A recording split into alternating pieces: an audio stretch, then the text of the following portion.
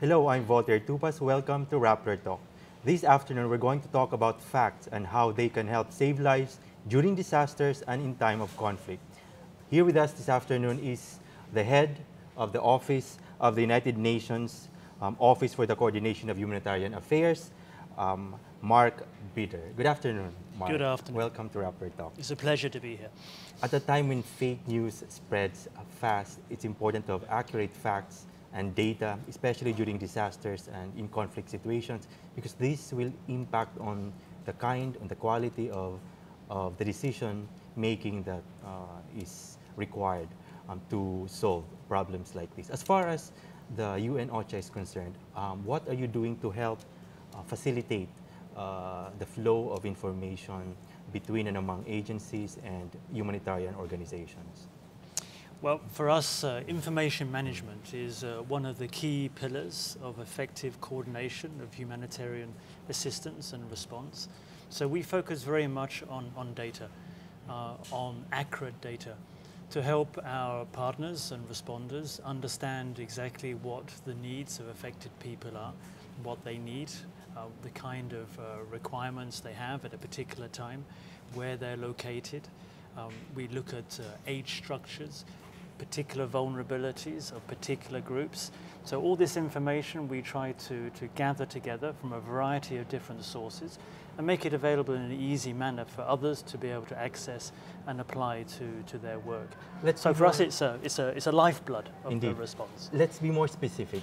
Let's zoom into Marawi and Mindanao, where there's a crisis, and it's been going on for months. And I understand your agency has been involved in various capacities, particularly in coordinating efforts. What's the most important initiative that you have with regard to information sharing and gathering? Well, on one side, we're looking at working with the government in terms of refining the numbers of people who have been displaced as a result of the conflict from Marawi city itself and the surrounding areas. Looking at where people have gone, whether they are based in evacuation centers or if they're home-based, and looking at generally the needs of that group. Working with government to track the evolution of those numbers and to make them freely available to the responders. On one side. On the other side, we work with those who are responding amongst the civil society organizations, the national NGOs, the private sector, the UN system government, in terms of who's doing what and where. So we call it the 3 Ws. Okay. And this is information we work to compile and we publish it as a guide to those who are also planning a response, with the intent that there is a reduction of overlaps, reduction of duplication, and that any gaps are addressed. Okay. As we speak, to date, according to the Department of Social Welfare and Development, there are around 78,500 families or 360,000 people who have been displaced by the armed conflict in Marawi City. That's July.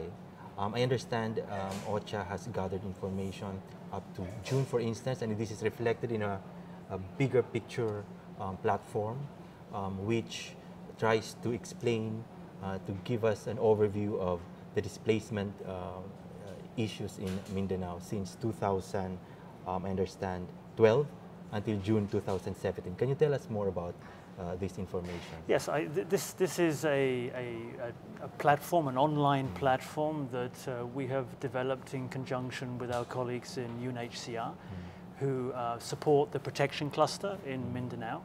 And for a number of years, through that cluster grouping, they have been tracking displacement as a result of natural disasters, floods, typhoons, as a result of conflict or REDO.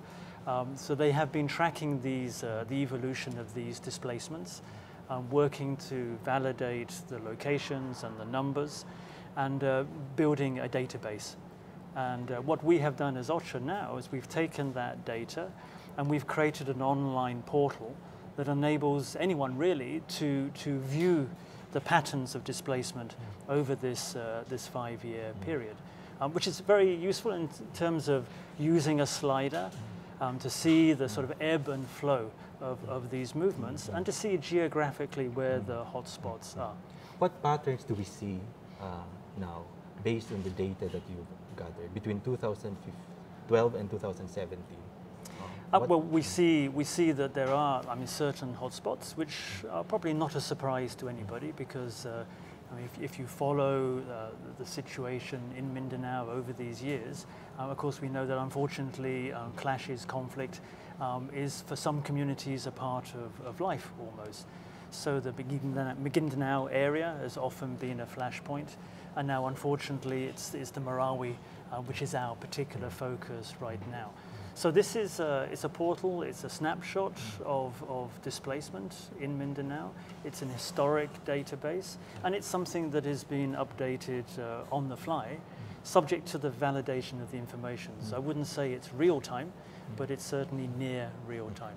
Speaking of validation, how did you gather the information? Where did your data come from? And for the information of the public who would like to use the information, the data available. Yeah, the data comes from government sources primarily. It comes from partners on the ground, so the NGO community, civil society organizations that work closely with the communities. So the information comes from those various sources, and it's subject to a process of validation, so cross-referencing, double-checking, validation before the information is then put into the database. The database itself is not fully publicly available. What we have is an interface which gives the public a view of the patterns. Let's see how the information can be used as far as various sectors are concerned. Let's start with the government, although you gave us a brief overview about how they can use it. How exactly can agencies use the data for their purposes? For instance, for the early recovery efforts of the DSWD, how can they use it? Well, I think, if anything, it points to the particular vulnerability of particular communities. Because I think one of the things we see in Mindanao is that displacement is a cyclical phenomenon, that certain communities are subject to repeated acts of violence and conflict. Unfortunately, it is something which, as communities, they are quite resilient to. One could argue that they're used to it, and in many ways they are already prepared. That when something happens, they move. Or if it's an area which is subject to seasonal flooding, people expect it and they're prepared and they move. The problem is that it undermines their capacity for future development and improvement, particularly talking about conflict. So in terms of development, future stability, addressing the protection needs of community, addressing their particular vulnerabilities, this can be used as a useful planning tool. It helps us collectively to understand the dynamics behind displacement in the region. Okay. In the particular case of Marawi, is there a distinct quality, distinct characteristic of the crisis there relative to other areas where there are conflicts happening? Yes, Marawi, it's a tragedy what's happened. It's in many ways it's unique in terms of the numbers of people that have been impacted by this fighting. It's also unique in terms of how long it's gone on for. I don't think anyone expected people to be displaced for this long, and that has its impact and has its humanitarian consequences. And I think it also raises certain challenges when it comes to the recovery effort. And we are, of course, collectively now thinking about what comes next, the rebuilding of Marawi. And I think for us, of course, we see it not just as physical rebuilding, but it's about rebuilding the social fabric of society, rebuilding trust of people in government services. It is going to be a long-term effort and investment that we face. So I think the various tools we have available, the data which is available can be used to help analyze the dimensions of the current humanitarian crisis, and also can paint a picture as to what the path to recovery can be. At least the data that's available, let's say it's stagnant for at least 3 years, because some of the agencies would update their information 3 years after. But for crisis situations like this, when, according to DSWD, there are challenges like the number of people who would uh, evacuate to centers or schools compared to the families who would rather seek temporary shelter in their families, Yes. in the homes of their families. Yes. That, I think, posed certain challenges because they could not track and they don't have the information. What the information that they have is basically the number of expected families that will be displaced if they were to evacuate to centers. But this Yes. is a different situation. How do you deal with situations like that? Yes, it is a different situation. It has its own unique characteristics. One thing is that, yes, 95% of people who evacuated the city, who were displaced, are living with family and friends. Yeah. And in many ways, that's a good thing. I mean, no one wants to see camp-like situations evolve over a longer period of time, because we have seen through past experience that generates its own issues in terms of overcrowding, unsanitary conditions, there are protection issues that come to the fore. So with people in a home community with families, that is a positive thing. But it's also, of course, a burden on the hosting family, on the hosting community, which perhaps is manageable for a short period of time, but the longer it goes on, the greater that burden. So we can see waves of consequences from what has happened in Marawi, extending to the surrounding communities which are hosting the displaced. Logistically, it's a nightmare for responders, for humanitarian organizations, because they could not target the distribution of goods, and they could not actually do it house per house by house. So Yes. what they do is to just leave goods either in the barangay hall or in the centers, but that does not mean that they are effectively or efficiently distributed. So how do you help agencies expedite the gathering of information, help them manage information on the ground Yes. for in cases like this? Yes. The more information we have collectively, the more data that's available at a granular level, the better. So it's not just about the numbers of people that have been displaced or where they are. The sort of disaggregation between male and female and the age groups, but we're also very interested in the particular circumstances of individuals, for instance, people with disabilities. Correct. So it's important to know how many people in the displaced population are PWDs, but also we need to know the nature of the disability. And sometimes the disability is not an impediment in the home environment because it's familiar. But you take someone who's displaced out of the familiar environment, it becomes a particular challenge. So the better we understand that level of detail, the more efficient and effective the response can be. But it's hard. It's hard to gather that kind of level of detail, and it's particularly hard when you're dealing in a situation where there are security concerns, where there are challenges of access. So it's difficult. But what we see is a general understanding on the government side, with the NGO responders, with the local communities, that this is important. So we do see now efforts to gather this information, to validate it. We see that across the board, and it's going certainly in the right direction, and it's making the response more effective. And I would say creates a good platform for planning for the recovery phase. And if a local government unit, excuse me, an official is watching us, how would he use or how would she use the information available? Let's start with the information on about Marawi and Mindanao.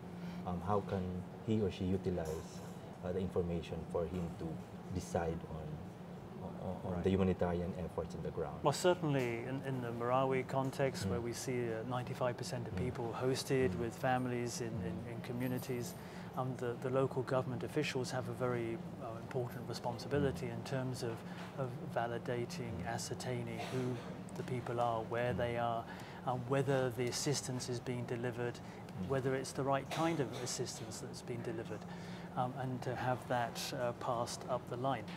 And we're seeing that happening. But then it's not just about the data, it's also, I would say, to make sure that those people who have been displaced are involved, actively involved in the whole effort to record information to determine what the needs are, to have a voice in the planning for the assistance that they need. What should be the mechanism for that? Because the mentality of the victims would be, well, they are victims, they need help.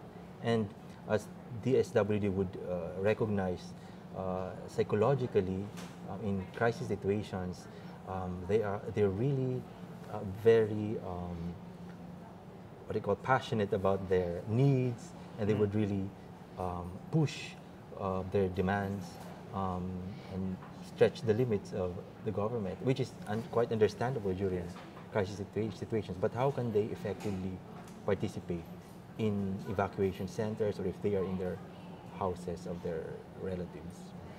Well, one of the things that we are trying to help government with is the training of camp managers. Okay. So that there is an understanding of not only how to support and manage evacuation centers, but how to involve the communities themselves in the management process, in the determination of the distribution of aid, determination of the priorities. So that the training program, training support, which has been done through IOM, is an important component. So that's one element. Again, talking about the work that IOM is doing with the SWD, they have something which is called the Displacement Tracking Matrix. It's a data collection tool that has been used by DSWD and IOM in past emergencies, primarily for camp-based situations. But for Marawi, that's now been further elaborated so that the community, the hosting communities, or the IDPs and hosting communities can also be tracked, and the necessary information and data can be collected from them as well. So essentially getting a much bigger, better picture of the situation. One of the practices which we saw during the intervention after the Yolanda crisis happened was the cluster system. Yes. You operate on a cluster system where you have various organizations clustered into groups based on their interventions. You have health, sanitation, water, among other needs. How is it used now? Is it still the same system? Yes. What lessons did you learn from Yolanda? Yes. Yeah, well, we learn lessons from every single disaster response, and it'll be the case for the Marawi response as well. But yes, the cluster approach is being used, and it's been used by government. And the government of the Philippines was a very early adopter of the international cluster system in 2005 and adapted it to the particular circumstances in the Philippines. And in terms of the humanitarian response for Marawi, that system has been put in place in Iligan under the National Emergency Operations Center. Okay. And for the international community, the agencies that are also providing assistance are organized under that system. Okay. So there's a good sort of coherence between how government at the national level, at the local level is organizing itself, and how the international system is coming in to provide its support. So in many ways it's a good illustration of how at the local level there can be organization on a sector basis with the national responders, national NGOs, CSOs, UN system, other international responders, of course, including the Red Cross in this context, come together. This is a crucial phase of the crisis, of the response efforts, because you are introducing relative medium-term and long-term solutions to the crisis. When we were covering the earthquake in Bohol, the problem was there was no, as far as shelter is concerned, there was no common standard as far as shelter and camp management are concerned. You have a standard from the Red Cross, from the IOM, and other international humanitarian organizations. At this point, is there a particular method of work or system or approach which all these humanitarian organizations have adopted, so that when they talk to the LGUs, they're speaking the same language? I mean, there are standards. I mean, there are international standards and there are local standards, and then there is a pragmatic application of these standards. I mean, sometimes you can aspire to a certain degree of delivery, and for whatever reason, it's not always achievable. So there's always going to be, some compromise and some adaptation. That's also an ongoing challenge. But of course, I mean, from our perspective, we always advocate for adherence to international standards.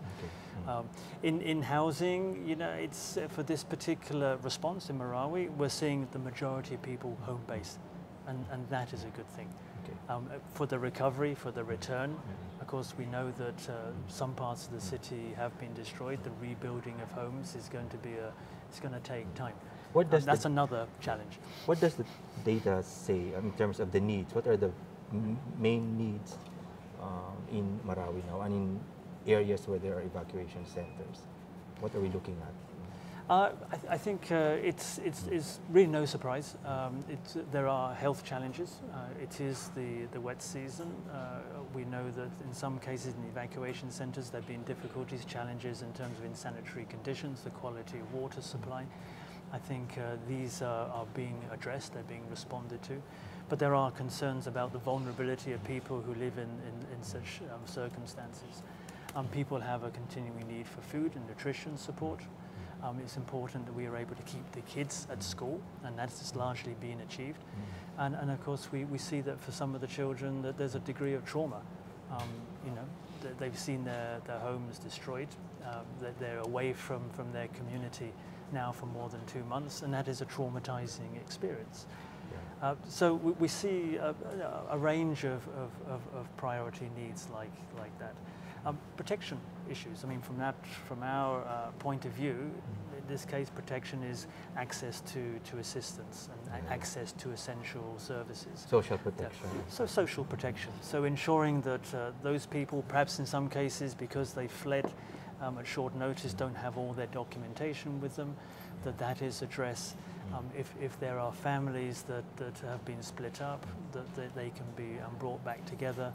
That people perhaps are able to move from one place to another, subject to their needs. So rather than being in evacuation centres, can move to family and friends who are able to host them. So these are also practical challenges that still need to be addressed. And people, frankly, they don't want to be reliant on others, and communities have done an awful lot over the last couple of months to support the people who have been displaced. And I think it's an example how in the Philippines, communities are at the forefront of providing assistance and do so much. But it's 2 months, people want to be able to work, they want to go back to their jobs, they want to have a sustainable life. And that's really what we hear is what they desire. A return to normality, but that is going to take some time. The same is true with natural disasters. Yes. Let's talk about typhoons, earthquakes, and other natural hazards. I understand that you're also involved in interventions when typhoons, disasters strike. In fact, as we speak, we're wrapping up our National Disaster Resilience Month, so this is also a timely discussion on what sort of things we can do to help communities build resilience at the local level. As far as information is concerned, you also have a platform which helps communities prepare for disasters. So what's this platform? Okay, this is it's an interactive online platform that enables a user to access a range of government census and other data. And to be able to drill down from the national level to the regions, down to the municipal level. It shows population data, demographic data, it looks at health profiles, housing situation, access to school, etc. So it's a range of basic data sets that are already available from government, but it pulls it under a single interactive interface that can be queried by anybody to look at the profile of people and to determine a certain level of vulnerability. So we know the most vulnerable communities in a particular locality, which I think is a very powerful planning tool when we're looking at planning and preparedness for response. Okay. In other words, when a particular typhoon hits a particular area, and even before it makes landfall, we will be able to determine the information that's available so that people can prepare which areas should evacuate, where they should evacuate, and then the other information which you mentioned. How can LGUs in particular utilize this platform for their benefit, to prepare them? Well, I think they can almost certainly use it in the way we have been using it on the humanitarian country team side. So the humanitarian country team being the sort of partnership of international responders. And we've used it for our contingency planning. So we have recently been looking at a response plan for a potential major typhoon. And we created a scenario, a hypothetical scenario, based on the data drawn from this system. So we're able to derive a theoretical track of a typhoon, map that across a part of the country, and then using this system to derive the data required to determine the number of people who would likely be subject to that typhoon, those who would be most vulnerable for it, the location of those particularly vulnerable communities along the map, and then derive a response plan from that. So we've done that at the national level. At the local government level, they'd be able to access the data for their area in a similar manner to help refine their plans. Okay. Can you cite a particular scenario, or perhaps better still, an experience which can help an LGU appreciate the use of it? Can you cite a particular town or city which used, or agency which used the platform since it was introduced? Okay, well, I can say we have used it. Yeah, okay. You know, and it's a relatively new system. We started working on this some 2 years ago. With there's an information management technical working group which is led by the Office for Civil Defence with DSWD, and we're part of that group. Yeah, you're part of that group as well. And the technical working group recognized the importance of developing and refining data sets for preparedness. You know, there's no point in us trying to scramble for this crucial data after the disaster strikes. It's important for us to pull it together. So we did that, as I said, largely from government census data and other sources, and produced this hard copy publication as an atlas by regions. And that was then... Can we see this? Yes, sure. There we go. So it's broken down into information down to the municipal level and city level. Okay. Yeah. So we're seeing the population, households, and other indicators: nutrition, wash, health, livelihood, education, shelter. So basically, if you are a responder or a disaster risk reduction manager, this is the sort of information which you should always... It is. It's a ready reference, but it's a hard copy publication. It's a bit old-fashioned in a sense because it's static. So it was agreed we would take this and put the information online in a manner where when new data becomes available, it can be plugged straight in. In fact, so it becomes a very effective tool which we have used, and as I say, it's something that LGUs can also make good use of.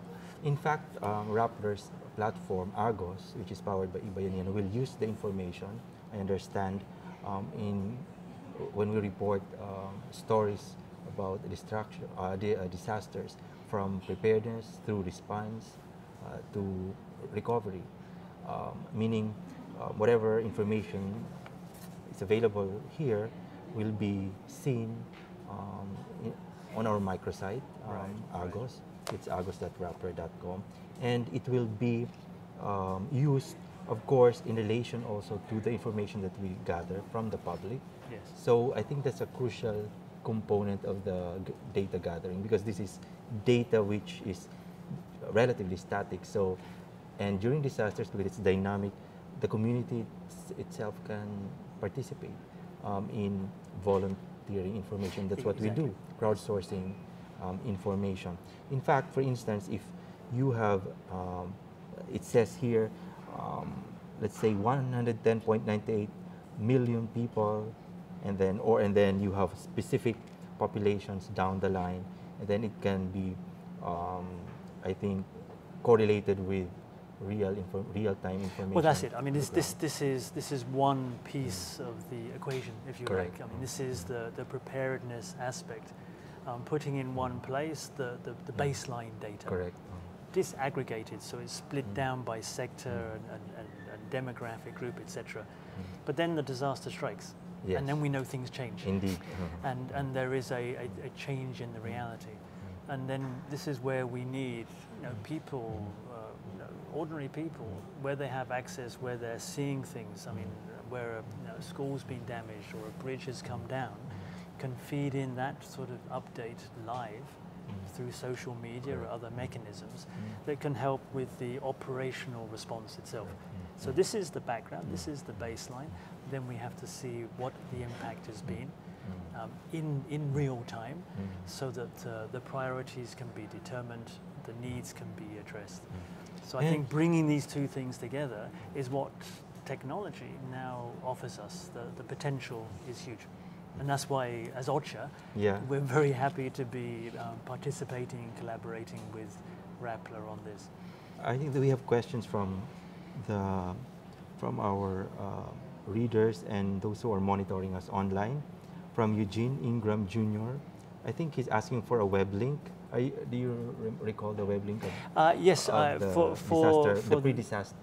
the pre-disaster information. Yes, for the pre-disaster information, yes. So if anyone's interested, they can go to the OCHA Philippines website. So that's www.unocha.org/Philippines, and then the link is online there. To wrap up our discussion, can you give the public, the netizens, a few tips on how to share information which would be valuable to responders and DRR managers? Well, I think the innovation here, particularly in terms of because we're looking now at the coming typhoon season, the designation of a hashtag to each large typhoon that is approaching the country, and utilizing that to share information in terms of the impact of that particular storm is extremely valuable. And we know, of course, there are tools available to filter and channel that feedback, and for it to then be used to fine-tune the response. So I would urge people to take advantage of that mechanism to relay what they're seeing on the ground. And to agencies, government agencies, who are not yet using the platform? Well, I would say, from my perspective, the Philippines is a country where there is a wealth of data and information, where there is great interest in making use of these resources and using innovative technologies. So I would say to anyone is see the benefit of using data and sharing data and making it freely available. Frankly, sometimes we don't know how this is going to be used, but we know it's going to be useful to someone out there, and what we're trying to do is make it accessible, and that should apply across the board. On that note, thank you for joining us. It's been an informative discussion, and we hope to see how your platform will be used in the long run, and we'll definitely use whatever information is available. Thank you for joining us. I'm Voltaire Tupas. We've been talking to Mark Peter of the UN OCHA. Good afternoon.